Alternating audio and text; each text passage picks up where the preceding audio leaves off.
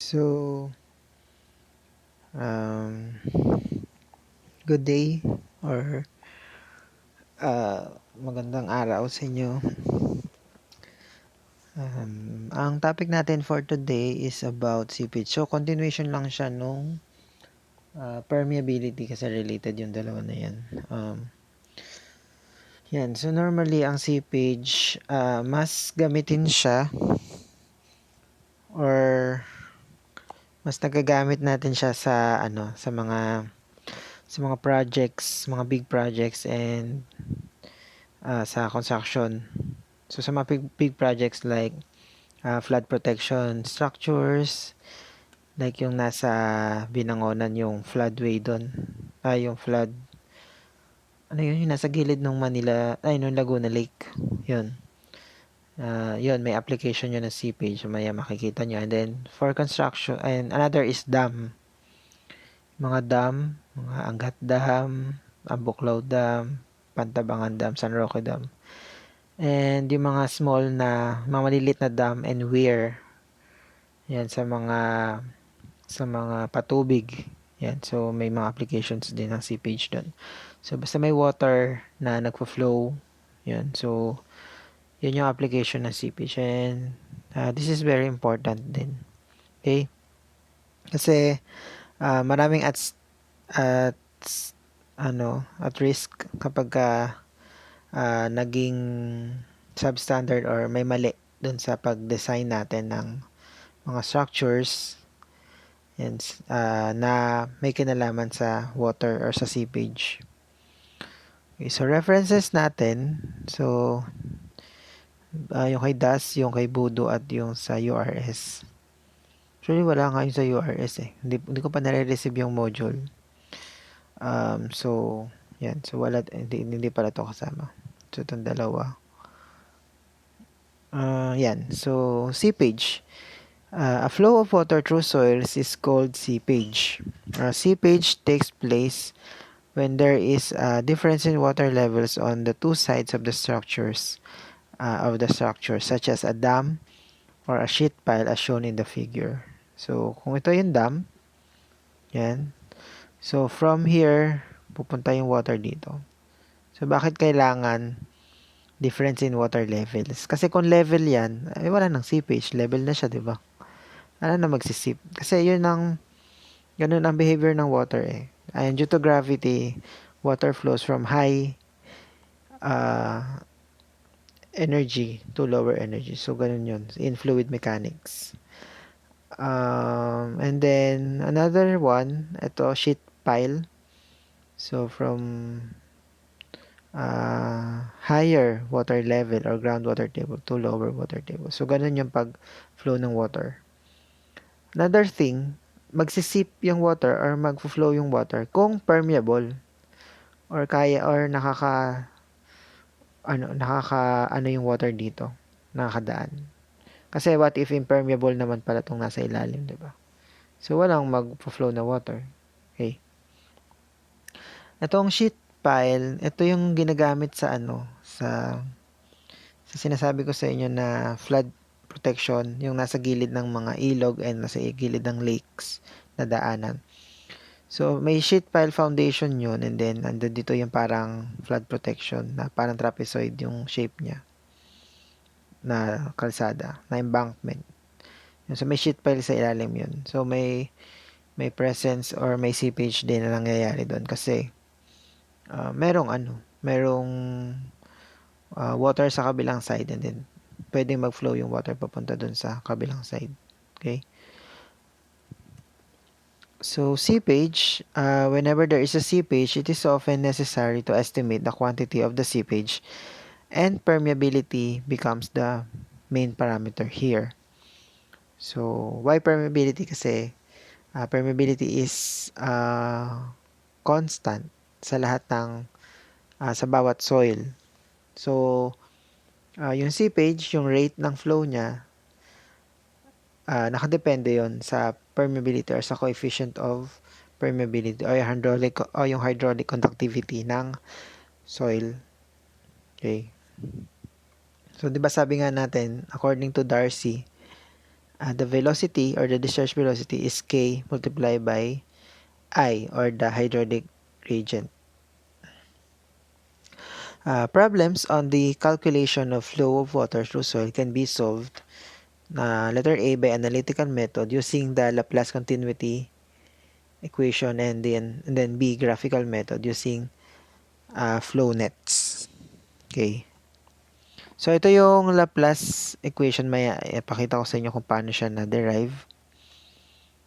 So, ito, two-dimensional flow siya. Okay. Yung one-dimensional flow, yun yung diniscuss natin sa permeability. Di ba? Di ba meron tayong yung stratified soil? Di ba, ang flow ng water, isang direction lang. Either horizontal or vertical or pa-inclined. So, isa lang yung direction. In two-dimensional flow, so dalawa, merong X and Z axis. Actually, Y pala ang ginamit dito. X and Y. So, yung water natin ay magfo-flow ng paganito, papunta from left to right, kung ito yung infinitesimal cube natin, and then from top to bottom. So, for example, ito yung sheet pile, dyan, and then yung water mo magfo-flow papunta dun sa kabila. Ito yung mataas na water table, and then ito yung kabila. For example, may sheet pile dito. Yan. Then, ito yung element, and then dito may water table. Then, dito sa kabila, meron din. Then, yung flow ng water ay papunta dito. Yan. Yan. So, pag ganyan yung water. Yan. So, ito yung, kung pupili tayo ng isang, dito, isang box. So, yung flow niya, isang pababa at isang pa ganun. So, there are two axes. So, ang nag-govern na equation dyan ay yung tinatawag nating Laplace equation of continuity. So, Q is equal to area times velocity. Okay. So, yan. So, dqx. So, from here, yung Q na papasok dito sa element na to, ay lalabas siya, magiging qx plus yung plus yung nadagdag sa kanya, plus dqx, and then qy plus q dqy. Okay, and then yan, actually magka-cancel yung dito yung dy dx magka-cancel. Okay, magiging equal to 0 siya kung no volume change, and then ganito na lang yung magiging equation. The partial derivative of velocity with respect to x plus the partial velocity of y with respect to y is equal to 0. So, ganyan siya. Okay. Ito. So, for isotropic condition, ganito yung magiging magiging equation. Kasi ito in-apply na yung Darcy's law. Yung V is equal to Ki. Pag in-apply na natin siya, so, yan. Yung gradient is delta H over delta X. And then, for isotropic condition, meaning, yung Kx is equal to Ky, isotropic yun. So, yan, isa lang yung value ni K. So, the partial derivative, the second partial derivative of H with respect to X, and then, ito, H then with respect to Y, is equal to 0. So, ito na yung tinatawag na Laplace continuity equation. Okay. Okay, so flow nets, yung kanina, yung Laplace continuity equation, yun yung law na nag-govern sa Seepage in two-dimensional flow. So dalawa yung axis kung saan papunta yung water. Okay, a set of flow lines and equipotential lines is called a flow net. So there are two types of lines, flow lines and equipotential lines. So itong mga nakikita nyo na to, yan, so ito, yan, yung ganyan. Yan, paling-paling lang yung mouse ko. Yan. So, tawag dyan ay flow line. So, ibig sabihin ng flow line, from the word itself, flow, doon nagpo-flow yung water. So, mula dito, papunta doon. Yan, ganyan. So on. And then, meron din tayong tinatawag na equipotential line. So, yun naman yung mga pababa. Yan yung, ang tawag dyan ay drops. Yan, so on. So, the first application, flow net around a cut-off wall or sheet pile. So, kung may sheet pile, yan, for example, sa mga construction, normal na ginagawa to yung mga sheet pile. Lalo pag mataas yung groundwater table. Yan. Tapos, kailangan mo mag-drain o kailangan mo tanggalin yung water. So, kailangan mo maglagay ng sheet pile. So, pangharang sa tubig. Okay. Then, boundary condition. So, B, C, D, and F, G, yun yung first and last na flow line. So, B, C, D. Yan. B, C, D. So, yan. Yan yung boundary. Pag gagawa ka kasi ng flow nets, kailangan set mo yung mga boundaries. And then, ito pa yung isa. Yung FG. Yan. So, actually, ito yung una na flow line. So, beyond this line, so sa baba nito, wala na. Wala nang mag-flow kasi impermeable na siya. Dito, syempre wala na rin mag-flow dito kasi steel to, bakal to ito mga sheet pile. Yan, so ito na yung isang boundary. And then, sa equipotential, naman, boundary. So, itong AB, at saka itong DE. So, yan, equipotential, boundary, equipotential lines. And so, flow nets, two orthogonal families of curves. So, families of curves siya. Yung una nga, yung flow line. Pangalawa, yung equipotential lines. So, flow lines, along which a water particle travels from upstream to downstream. So, paano ang flow dito sa figure na to? So, from here, pupunta siya, papunta doon. So, magpo-flow yung mga tubig. From here, papunta dyan. Yan. So, yan yung mga flow lines. Yung mga, na yan. And then, equipotential lines of constant total head piezometers reach same level. So, for example, maglagay ka ng piezometer dito or ng tube. So, yung head dito sa line na ito ay pare-parehas or equal.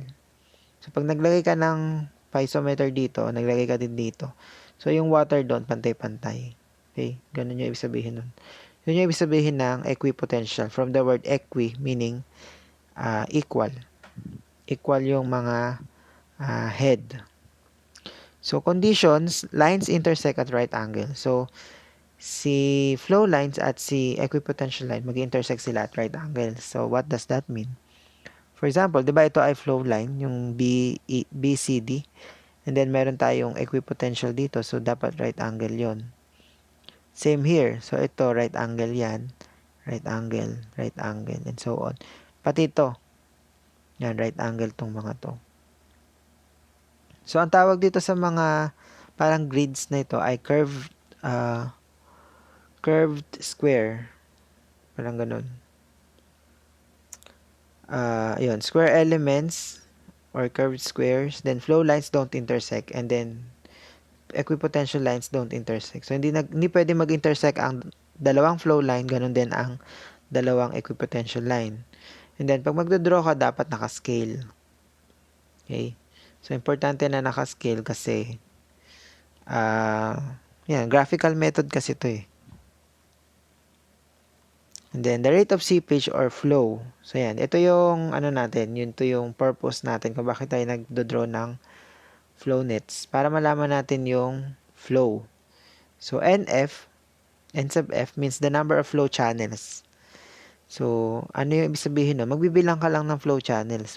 For example, ito yung sheet piles, ito yung problem mo. So, bilang ka, 1. So, ito yung una. Ito yung pangalawa.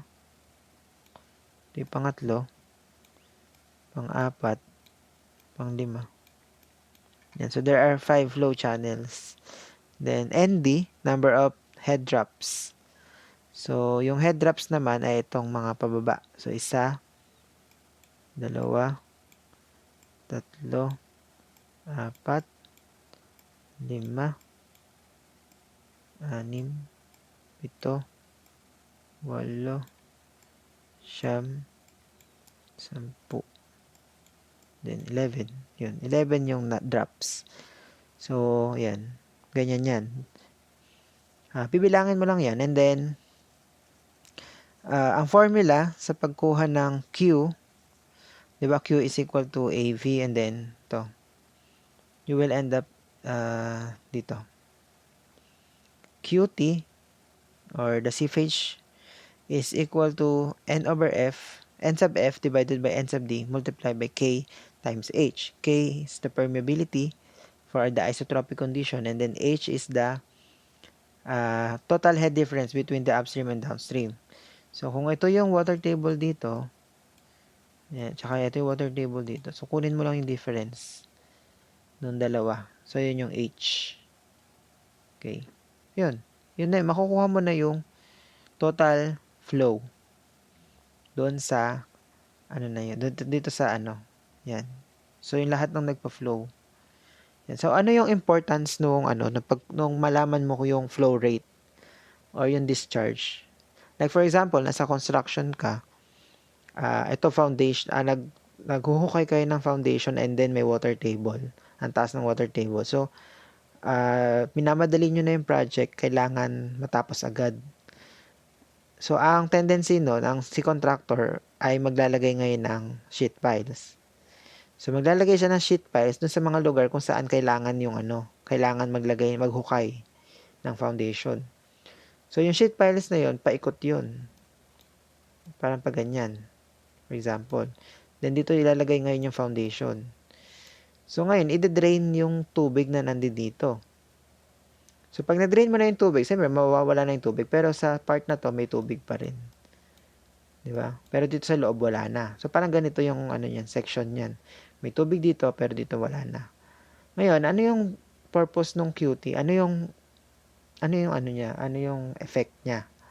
So, ibig sabihin, kapag na-drain mo na kasi to, you're not sure kung kailan ulit magkakaroon ng tubig kasi nga mayroon tinatawag na seepage. So, magsisip yung water. So, kung meron kang Q, kung alam mo na yung Q, malalaman mo kung kailan tataas ulit yung tubig. And then, you will then propose a solution. So, pwede ka mag-pump, ipapump out mo siya, and then, kailan mo siya ipapump out? So, bawa, kailangan hanggang dito lang yung water. So, pag lumampas na dyan, kailangan na mag-pump out. So, as an engineer, maano mo yun, mako-compute mo yun using flow nets. Okay, so, kasi may kukuha kang value ng Q eh. Right? So, yun yung one application niya. Then, sa dam, meron din. May application din yun sa dams. Ayan, ito pala, dam. So, yun, same din sa dam. Una, identify the boundary conditions. So, ito ang boundary conditions ng flow line. Yung kulay green. At saka itong GH. Nasa baba. Then, equipotential line ay ito. Tsaka ito. Yan. And then, rate of seepage flow. So, bilang ka lang ng, ito gawa na kasi yung flow nets eh. Pero meron kayong exercise later na kayo yung gagawa ng flow nets. Actually, medyo mahirap gumawa ng flow nets. Practicein nyo lang. Activity lang naman yun. Yan. So, ilan yung flow lines na ginawa niya sa tatlo? So, 1, 2, and 3. Then, number of drops. 1, 2, 3, 4, 5, 6, 7, 8, 9, 10, 11, 12, 13. So, there are 13 drops. And then, the value of QT or the rate of seepage is equal to the NF over ND multiplied by the K or the permeability of this soil and then multiply by H, yung head difference upstream and downstream. Yan. If flow elements in the flow nets were constructed as rectangles, the width to length ratio of the flow nets must be constant. That is B1 over L1, B2 over L2, B3 over L3 is equal to N. So, kung rectangle daw yung nagawa doon sa flow nets, may modification lang sa formula. Magdadagdag ka lang ng N. Pero dapat yung ratio ng rectangles mo ay equal. So, yun yung tinatawag na N. Multiply mo lang siya dito. Okay? Pero, normally kasi dapat square eh. So, pag square, 1 ito. Kasi diba yung ratio ng length and width nung rectangle ay equal. Yan. So, heads and hydraulic gradient. So, basic principles, total head is equal to the pressure head plus elevation head. So, ito yung Bernoulli's equation, di ba? Pressure head and elevation head. The pressure head is zero at a water surface. Yan, syempre, sa fluid mechanics, pag nasa water surface, zero ang pressure head. The head loss in the water is assumed to be zero. Okay? All head loss occurs in the soil. Yan, so ang nag-share ng head loss ay yung soil. So, depende sa soil or doon sa permeability actually yan. So, kung sandy or gravelly or clayey, so iba-iba ng permeability yan. The height of water in the standpipe is the pressure head or the HP. The elevation head, HZ of a point, is the height above the datum line. So, ito yung datum. Yan. The height above the datum of the water level in the standpipe is the total head or the H. Okay. So, itong HP and then ito yung elevation head niya. So, ayan. Bernoulli's equation nga, di ba? If the point considered is above the datum, so HP is equal to H minus Z. Okay. So, di ba? Ito yung total H eh. So, para makuha daw yung HP, total head minus HZ. Kung nasa baba naman yung ano mo, yung point mo, for example, nandito, so HP is equal to H plus HZ. Okay? So, HP is equal to H plus HZ.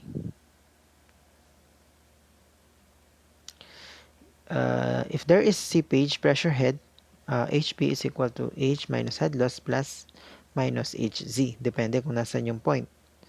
Hydraulic gradient, di ba na-discuss na natin sa permeability, delta H, or the head loss, divided by L, where L is the flow length which can be measured directly from the flow net. Okay, so, yung length ng flow. Okay, so let's have some example. A flow net for flow around a single row of sheet piles in a permeable soil layer is shown in figure 8.6. Given that Kx Kz is equal to K is equal to 5 times 10 to the negative 3 cm per second, determine letter A, how high above the surface the water will rise if piezometers are placed at points A and B. The total rate of seepage through the permeable layer per unit length and the approximate average hydraulic gradient at point C. Okay. So dito sa Kx is equal to Kz, so may sabihin isotropic yung ano natin, yung soil. And then ito yung flow lines niya and flow equipotential lines, ito flow nets. And then ito yung distance ng equipotential line, and then 2.2, ito 5.6. So dito mo makukuha yung H. And then flow sa channel 1 is 1 over B, which is equal to 1. L over B is equal to 1. L over B is 1. L over B is 1 over 0.38 sa channel 3. Okay, so may epekto sa pagkuha ng Q. Okay, so yan. So, ito pa rin yung figure, and then ito yung part A. From the figure, we have ND is equal to 6. So, number of drops. So, 1, 2, 3, 4, 5, 6. And then H1 is equal to 5.6. And then H2 is equal to 2.2. So, the head loss, yan. So, head loss for each drop is equal to H1 minus H2 over ND, which is point. Yan. So, ito yung head loss kada drop. So, at point 8, we have gone through one potential drop, so the water in the piezometer will rise to an elevation of 5.6 minus 0.567. I think ang ginawang datum dito ay ito. Okay, at point B, we have 5 potential drops, so the water in the piezometer will rise to an elevation of 5.6 minus 5 times 0.567. So, nasan yung point B? So, ito. Ito yung point B. Then, ito naman yung point A. Okay. So, pag naglagay ka ng piezometer dyan, so, ay, sorry. Paling yung gawa ko. Yan. So, may piezometer. Yan. Aangat yung head dyan ng 5.6 minus 0.567. So, medyo mataas pa rin. So, somewhere here pa rin siya. Okay. And then, from equation 8.14, I think ito yun. 2.38 is equal to K at Q is equal to 2.38 K H1 minus H2 over ND. Ito nga yun. Ito yung formula na yun. Itong H1 minus H2, ito siyang si H. Okay, kasi ito yun eh. And then, si NF at saka si ND, actually, dito siya, itong 2.38, dito nakuha yan. Ang pinag-plus lang to, 1 plus 1 plus 0.38. So, yun yung NF. Yan. Then, yung N wala yan. Hindi na yan ginamit. I mean, ito na siya. Yun. Yung 1 plus 1 plus 0.38. Kaya 2.38 na yung multiplier natin dito. Okay? So, instead na 3 ang ginamit, yan, 2.38 lang. Okay? Kasi meron tayong B over R na hindi equal sa 1. Or meron tayong flow line na hindi square. Yan. So, 2.38 times yung K, then yung H, and then number of drops ay 6. So, ito yung naging Q. So, ito ay per meter length nung sheet pile. I mean, per unit, kasi itong sheet pile na yan, mahaba yan pag ganyan yan eh. Yan, kung ganyan yung yung sheet pile kasi ganyan yun. Magkakabit-kabit kasi yung mga yan. So, mahaba yan. So, ayan ba, 1 meter to 1 meter yan. So, ito yun. Ito yung magpo-flow. Yan. So, 1 meter magpo-flow papunta dun sa kabila. Ito 1 meter, ganun. So, 6.74 cubic meter per second ang volume ng water na magpo-flow per meter length ng sheet pile. And then, part C, the average hydraulic gradient. So, di ba, head loss divided by the average length between D and E. So, ito yung average length. So, kukuhanin mo talaga siya dun sa dun sa graph nung flow net mo. Kaya dapat nakascale yan eh. Okay, so, yan. So, C. Ayan, may scale siya na 5 meters. So, itong haba na to 5 meters. Then, yun, siguro mas maiksi lang ng kaunti. Yan. So, ang tinatanong kasi ay hydraulic gradient at C. Yung point C ay ayun eh. Yan. So, delta H over delta L. Yan. 0.138. Okay. So, I hope na medyo na-gets nyo na siya yung flow lines and then flow nets. Yan. So, paano ba ini-sketch yung flow nets? So, letter A, a flow net must meet the following criteria. So, number 1, the boundary conditions must be satisfied. So, alamin mo yung mga boundary conditions. Di ba? Kanina, di ba dinodrawing natin? So, ito ang boundary conditions ng flow lines at saka ito. Then, ang equipotential lines naman ay ito at saka ito. Okay. Flow lines must intersect equipotential lines at right angle.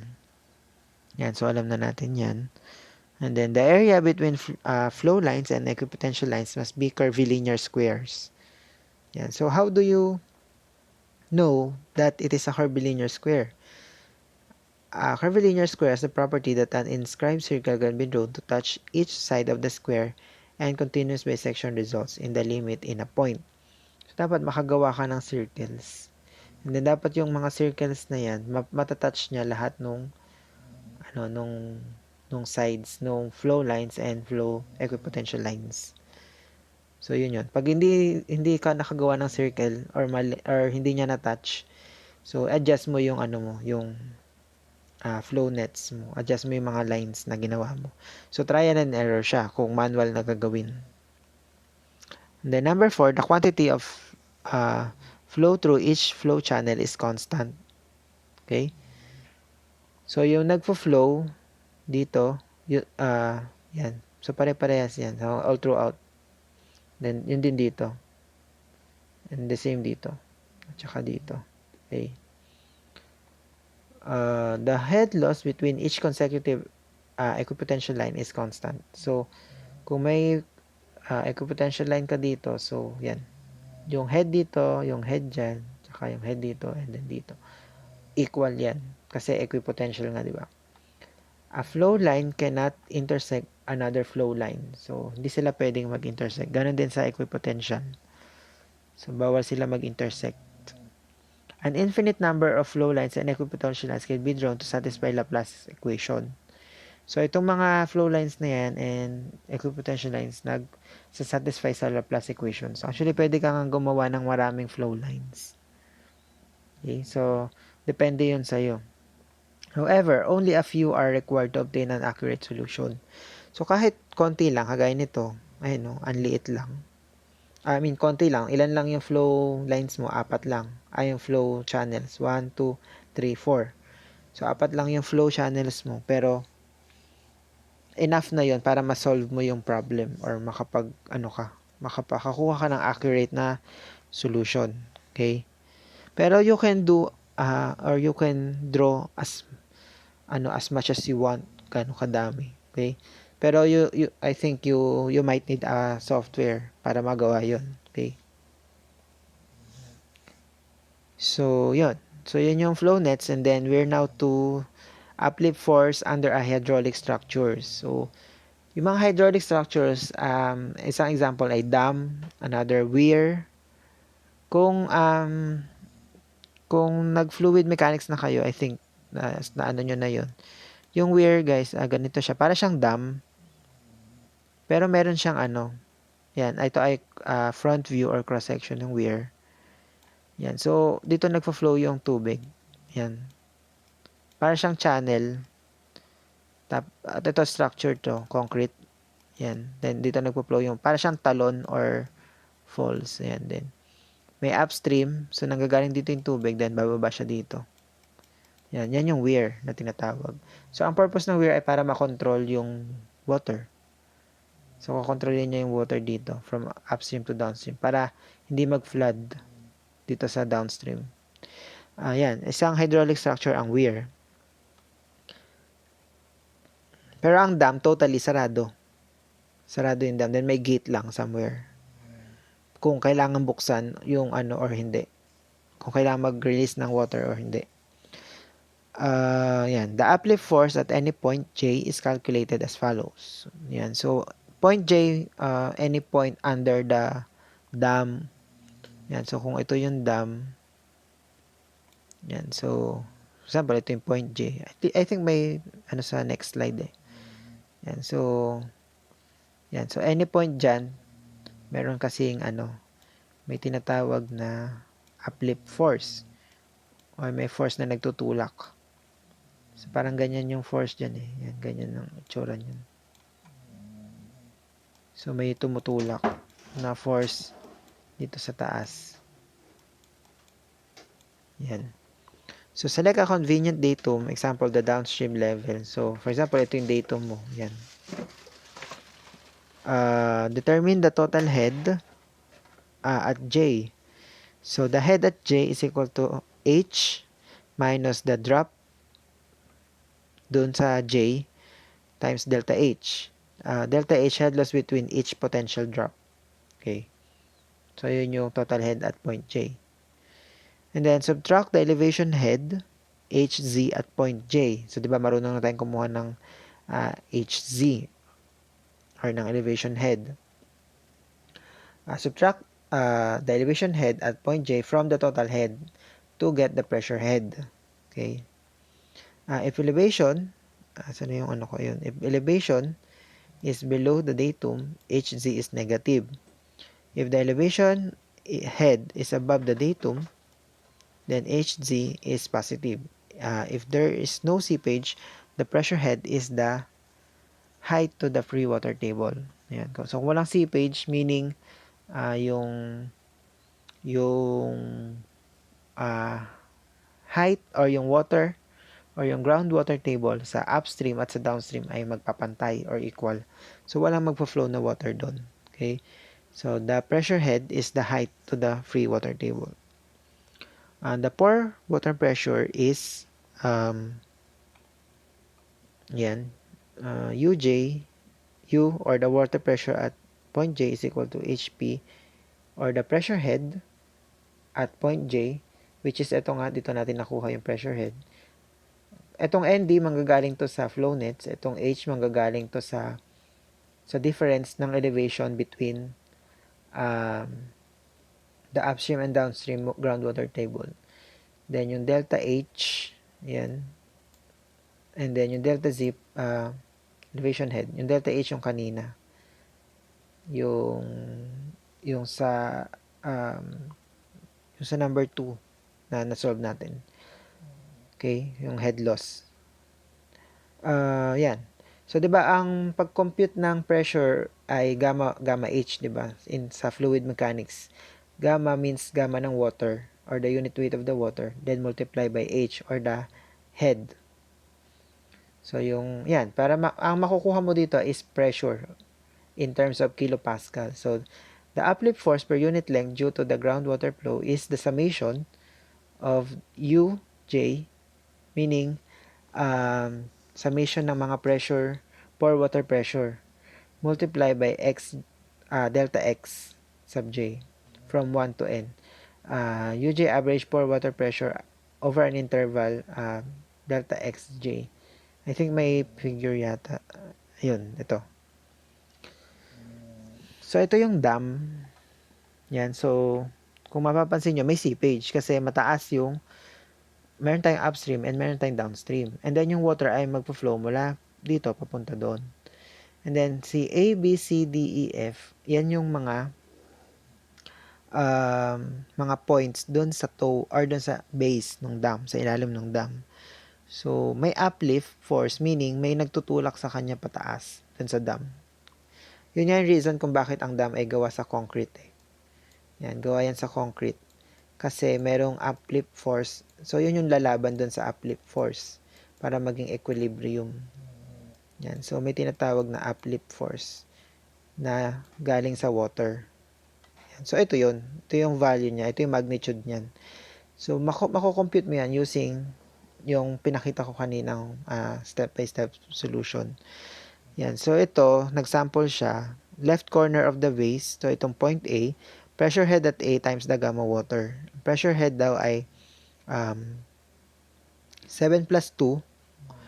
7 ay, I think, yun yung height. Ayun yung H. And then, plus 2. Kasi meron siyang, ito yata yung datum eh. Ito yung ginamit na datum, kaya may plus 2. Then, minus 1, ito yung drop. Isa lang kasi yung drop na nangyari mula sa point A. So, isa lang yung drop. And then, pag B naman, magiging dalawa na yung drop. Kaya, 7 plus 2. So, kung sa A, minus 1 is 9 minus 1, which is 8. So, kung sa letter B na tayo, magiging 7 plus 2 minus 2 kasi dalawa na yung drop. So, 1, 2. So, dalawa na yung drop. Kaya magiging 7 gamma water. Ay, ito yun, no? 7 gamma water. So, kung sa C, magiging 3 na yung drop. So, actually, ito lang yung nagbabago yung drops. So, 1, 2, 3. So, 7 plus 2, 9 minus 3 is 6. Ayun yun, 6 gamma. And then, so on. Hanggang sa makarating ka dito. So, ito yung nito. So, by mechanics, di ba ito ang tinatawag na varying, uniformly varying load kung tawagin sa mechanics. Okay? So, pwede mo makuha yung resultant force nitong trapezoidal load na ito. So, I think somewhere here yan. Then, you can now, meron ka ng value ng upward force or uplift force. So, pwede ka nang pwede ka mag-design ng dam. So, ang mga kasi na ang mga forces or pressure na nag-a-act sa dam. So, syempre, yung water dito, so, naging fluid mechanics na tayo. Pero anyway, at least, nakikita nyo yung application nung topic natin. So, meron dito, meron yung pressure na nanggagaling sa water. And then, merong weight yung dam. And then, merong uplift force. Okay, so kung meron ding water dito, pwede ring magkaroon dito ng ng pressure. Yan. So yan yung mga forces na nag-act dun sa dam. So magsa-summation of forces ka dito sa point na to. Then para malaman mo kung mag-overturn ba yung dam or hindi, or mag-i-slide ba siya. Okay? So meron pa palang isang force dito, yung friction. Yan. Yan, friction. So yan yung mga forces actually na nag-act sa dam. Sa fluid mechanics naman na na de-design. Pero yung uplift force kasi normally sa fluid mechanics given na. Pero in reality, ang mga geotechnical engineers ang nagko-compute nun or ginagamitan ng flow nets sa pag-compute nun. Okay? Yan. So flow nets naman in anisotropic material. Ibig sabihin magkaiba yung K horizontal and vertical. So for soils that show anisotropy with respect to permeability, K horizontal is not equal to K vertical. So steps for construction of flow net. Number 1, adopt a vertical scale. Determine square root of Kz over Kx, which means square root ng vertical over horizontal permeability. Adopt a horizontal K scale such that horizontal is equal to square root ng Kz over Kx is equal to times scale ng vertical. Yan. So with the scales adapted, plot the cross section of the structure. Draw the flow net for the transformed section. Calculate the rate of seepage as yan, ganito. So yung K, 'di ba? 'Di ba doon sa formula kanina, K lang. So ito magiging ganun lang. And then yung flow nets mo ay magkaiba yung scale ng horizontal and vertical. Ganun, yun lang yung difference. Pag isotropic kasi same yung scale sa vertical and horizontal. Yan. So parang na-stretch lang siya. So from here, 1:6 ang ang ratio. So ibig sabihin, kung ang vertical scale mo is 29, sa horizontal scale mo ay 49. 49 feet yung vertical mo. Sa horizontal mo, magiging 46 feet siya. Okay, so parang siyang rectangle. Kaya nabanat siya, like this one. Parang nabanat siya. Then ngayon, ito na ngayon yung magiging to scale pa rin to. Ito na yung magiging true section mo. Ito na yung magiging flow nets ng anisotropic material. So yun. Gagamitin mo same nung same process nung pagkuha ng mga parameters. So may iba lang kasi iba na yung scale nito. Then yung formula syempre iba rin. Okay, so example, a dam section is shown in figure. The coefficients of permeability are as follows: 2 times 10 to the negative 2 and then 4 times 10 to the negative 2. Draw a flow net and calculate the seepage loss of the dam in cubic meter per day per meter. Yan. So solution. So H is 10, kunin natin yung horizontal scale, 2/4 times vertical scale, and then yan. So anong mas malaki, yung horizontal or yung vertical? So mas malaki yung horizontal, no? Kasi hindi, mas malaki yung vertical kasi mas madidivide siya sa square root ng 2 eh. Yan, so mas malaki yung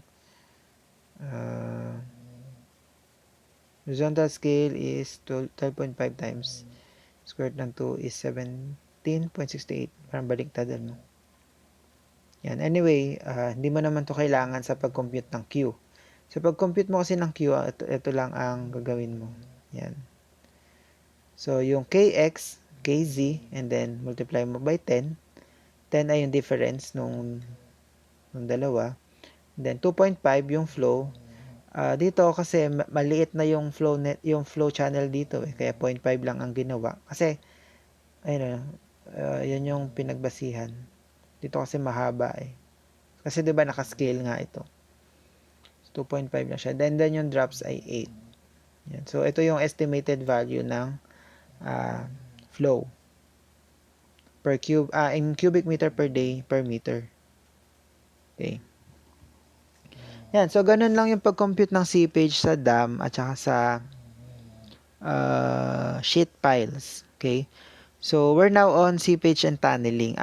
Ito, hindi, medyo advanced na to. Pero, i-discuss ko siya for the sake na, I mean, pang undergrad pa rin naman siya. Pero, I mean, hindi naman siya lumalabas masyado sa board exam. And, I think, hapyawan lang na natin siya. Kasi, para may idea kayo na kung ano pa yung ibang pwedeng mangyari sa dam. Aside from the, what we already discussed. So, seepage occurs when the water seeps through the tiny soil pores and finds its way into some bigger cracks. Once the water enters some of the larger cracks, the water meets less resistance and may start moving enough to enter and drain some of the surrounding soil by carrying them away and making the crack bigger. Yan. So, ano ibig sabihin nun? Ito yon. For example, ito yung dam. Ito yung water. Yan. So, pag nagkaroon ng crack dito at nag-leak yung water, yan. So, magpo-flow lang na magpo-flow yung water dyan. Pero, as time goes by, lalaki yung cracks na yan. And then, same is true dito. Kapag nagkaroon ng crack dito sa baba, for example, wala na yung impermeable soil dito or yung clay liner, yan, or kung ano man yung nasa baba dyan, at nahukay na yan, so pwedeng magkaroon ng tagas dito. So, magsisip yung water palabas. So, tawag doon tunneling. Yan. So, this starts a process of tunneling where a tiny crack becomes larger and larger as the water starts moving through it and carrying the surrounding soil particles away with it. Eventually, the crack widens at the point where the water comes rushing through the levee and crumbles the entire structure. So, sisirain niya na yung structure. Yan. So, ito yung example niyan. Totoo, in real life nangyari. So, around 7 a.m. daw, yan, noong June 5, 1976, dam personnel discovered a leak about 30 meters from the top of the dam. Yan. So, from here, papunta dito, 30 meters. So, nakita nila parang may tumatagas. Alas 7 ng umaga. Then, alas 11 o alas 12. Sumabog na yung dam. Ayun, no, ang laki ng crack. So, ganun kabilis. Ganun ka deadly or ka risky na kapag ka mali yung design mo or may leak dun sa dam, so magfe-fail siya. Yan. So, iniiwasan yan na mangyari. So, pwede rin naman kasi na hindi dahil sa sira yung dam. Pwede rin dahil sa sa disasters like earthquake. Pero dapat syempre earthquake proof ang mga dam or I mean resilient or kaya niyang ma-withstand. Lalo yung mga dam natin dito na matatagal na or matatanda na. Like Angat Dam, so pinagkalumaan na siya ng mga codes. So baka hindi na rin kaya yung mga malalakas na earthquake. Okay, so yan. Okay, heaving in soil due to flow around sheet piles. Okay, so ano ibig sabihin ng heaving? Ito yung tinatawag na na kumunoy. Kung nakikita niyo sa mga movies, 'di ba? May mga tao na kapag nagaano siya or tumutong sila sa parang putik, parang lumulubog sila. Actually, totoo 'yun. In real life, meron ganun na tinatawag. Nawawalan ng strength yung soil. So, lahat ng lahat ng papatong sa kanya or nasa loob niya, babagsak na lang bigla. So, yun yung ibig sabihin ng heaving. Actually, kapag nagkakaroon din ng ng mga earthquake, 'di ba? So, parang nagkakaroon ng sinkhole. So, possible may ganun ding scenario. Okay? So, when upward seepage occurs and the hydraulic gradient I is equal to I critical, piping or heaving originates in the soil mass. So, ano may tinatawag na critical hydraulic gradient? Yan. So, actually, yung critical hydraulic, ayan yung formula niyan. Gamma prime or gamma submerged over gamma water. Also, GS minus 1 over 1 plus E. So, ito, mahalaga to sa seepage, yung critical hydraulic gradient. Yan. Pagka kasi na-achieve na niya or nasa critical hydraulic gradient siya, nawawalan ng strength yung soil. Yan. So, merong mga studies or may mga researchers na nag-analyze or nag-aral ng mga phenomena na yan. Una si Harza, sabi niya, factor of safety against piping or heaving, I critical divided by I exit. So, yung I critical, yung formula kanina. Yung I exit naman, delta H over L, or the head loss between the last equipotential lines. So, ano ba yung last equipotential lines? So, ito yun. Ito, at saka ito. Yan. So, ito, at saka ito. Diba, pag ganun yung flow eh. So, ito yung dalawang huli. So, ano daw yung head loss doon? And then, length of the flow net. And then, kukumputin mo yung length ng flow net doon. Yan. So, ito yun. Yung nakabilog na part. So, yun yung I exit na tinatawag. So, kailangan mo ng flow nets. A factor of safety of 3 to 4 is considered adequate sa safe performance of the structure. Yan. So, sheet pile. Yan. So, ito yung L exit. Tama. Ito yung L exit. So, sa sheet pile, para hindi magkaroon ng heaving or piping. Yan. So, okay. So, anong pwede mong gawin? Siguro, habaan mo yung sheet pile or pwedeng maglagay ka ng mga siguro yun nga, habaan lang yung sheet pile. Okay. Kasi mas mahaba yung sheet pile, mas malakas yung structure. Pero syempre, cost yun. Harza also represents, saan yung ano ko? Ayan. Charts for the maximum exit gradient of, ayan. So, meron ding chart na tinatawag, pero kailangan mo ng H and B. So, ito yung H, and then ito yung B. Ito, ang application naman ito ay sa dam. Di ba kanina sheet piles? So, ito ay dam. Then, gagamitin mo lang tong, ano na to, graph. A theoretical solution for the determination of maximum exit gradient for a single flow row of sheet pile is shown in the study of Har in 1962. So, mayroong follow-up study, si Har naman. Sabi niya, I exit is equal to 1 over pi maximum hydraulic head divided by depth of penetration of sheet pile. So, yun. Sabi sa inyo, dependent nga siya sa depth of penetration ng sheet pile. So, kung mas malalim siya, mas maliit yung makukuha mong I exit. Okay? Mas malaki, mas maliit yung I exit, and then mas taas yung factor of safety. Yan. So, si Lane, meron din siya. Sabi naman, si Lane naman, dependent yung formula niya sa weight ng creep distance. Okay, ito yung creep distance. And then, sum of horizontal distance along shortest flow path. And then, sum of vertical distances along shortest flow path. So, yan. Kailangan mo rin ng flow nets. Okay. So, hindi naman tayo magsasolve nung kay Lane. Yan. So, basta ito lang yung formula niya. Kailangan mo yung length ng sheet pile. And then, yan, meron ding LH dito, tsaka may LH din dito. Yan. So, dependent siya dun sa sheet pile at tsaka dun sa base ng dam. Yan. So, yan yung creep ratio, and ito yung tag dito.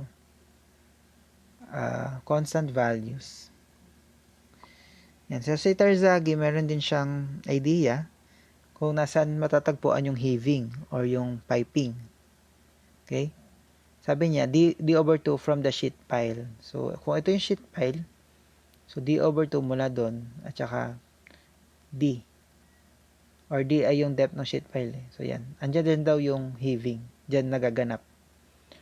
Okay, so meron tayong uplift force. So, yung uplift force is 1/2 gamma water times D times HA, where the HA is the average hydraulic head at the base of the soil prism. Okay. And then submerged weight or W subprime of the soil prism acting vertically downward. Yan. So, ito yun. And then, merong pa ganun. And then, yan. So, pagka pinag-divide mo yung dalawa na yun, yun yung magiging factor of safety mo. Pag nag-equal yung dalawa na yan, factor of safety mo ay 1. Ibig sabihin, yung weight nito at saka yung uplift force ay mag-equal So, yun, nawawala na nga yung strength ng soil. Okay, so parang ano na siya, ang tawag dun, yun, walang strength. Yun, doon nangyayari yung piping and heaving. Okay? So, lalo pagka tumaas yung mas mataas yung U, yung pore water pressure, doon ka nahihigupin pababa nung ano. Okay, so, pero parang may bumubulwak na tubig dyan, and then, hindi ka na kayang i-sustain nung ano, parang malulunod ka na lang doon sa pababa. Kung maglalagay ka na, kung merong object na itatapon mo dito. So, yun. So, parang hinihigop na lang yan. Yun. So, dapat yung FS or factor of safety is 4. Okay. So, anong gagawin mo ngayon para mapalaki mo yung factor of safety? So, ibaon mo pa yung sheet pile or laliman mo. Pag nilaliman mo kasi yan, ang tendency, lalaki yung D. And then, lalaki din yung D over 2. Okay? So, ayan, no? Pag lumaki yung D, lalaki din yung W mo. Pero lalaki din yung U.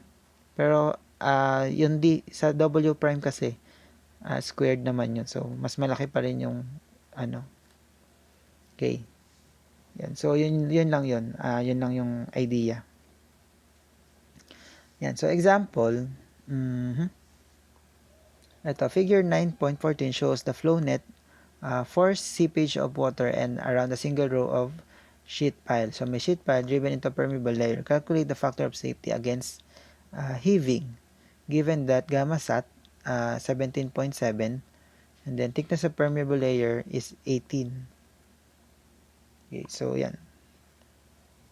So, driving head, 3 over 6 H1 minus H2. So, ito yon yung point B. So, ito yung point B. So, ito yung heave, diba? So, by Terzaghi's, solution. So, ito yung B. So, tatlo yung drop. 1, 2, 3. And then, dito, 1.6 over 6. 1, and then, may 0.6. Kaya, 1.6 over 6. Then, multiply by H1 minus H2. Yun naman yung head dito sa point C. Okay, so yan.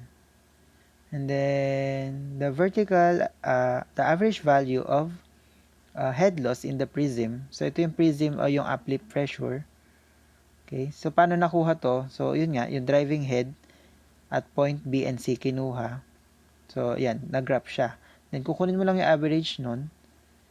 Then yan, makukuha mo yung 0.36 H1 minus H2 over D. So, yun yung tinatawag na I average. Pag nakuha mo na yung I average, so you can have the factor of safety gamma prime over I average gamma water. Yan, so we have 1.58. So, hindi okay, di ba? Parang, ano ba sinabi ni Terzaghi? 3 ba? Yan, parang 3 yata yung kailangan. Then, yan. Another formula, gagamitin mo yung CO. Ito may table to eh. Yan. May makukuha kang value ng CO from the table. Yan, 1 over 3. So, ibig sabihin, kailangan mo lang i-consider yung D o yung depth ng penetration nung driving ng pile. And then, yung T, yung thickness ng permeable soil, 1 over 3. So, 6 over 18, di ba? Kaya 1 over 3. Then, from the table, hanapin mo lang yung 1 over 3 and then you will see 0.357. Then you will get 1.59 factor of safety. Okay, so another example.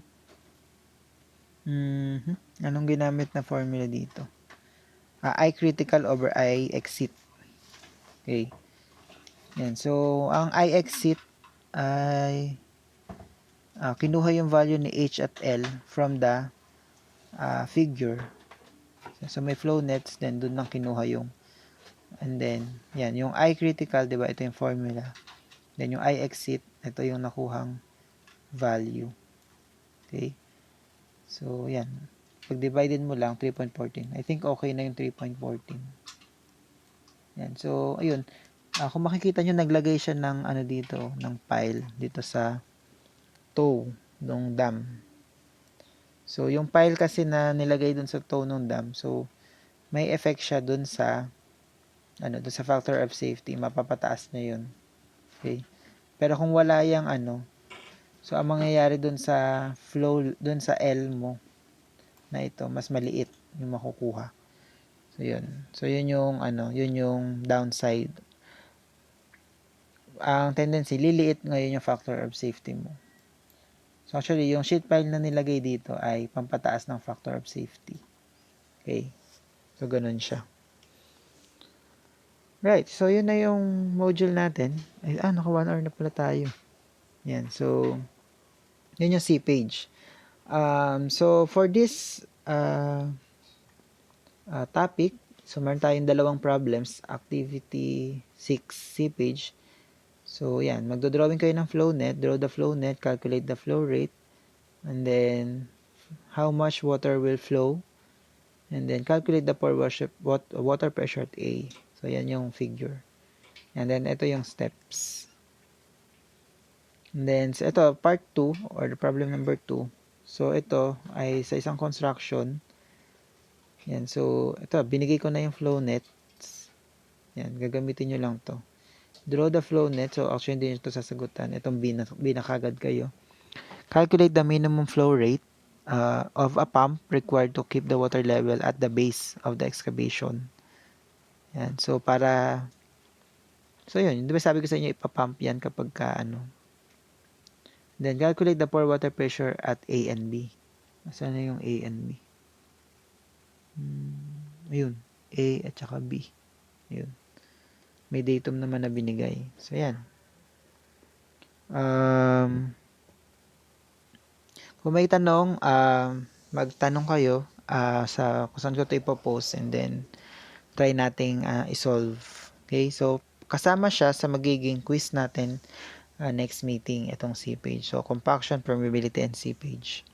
Yan. So, be ready. Yan. So, tapos na.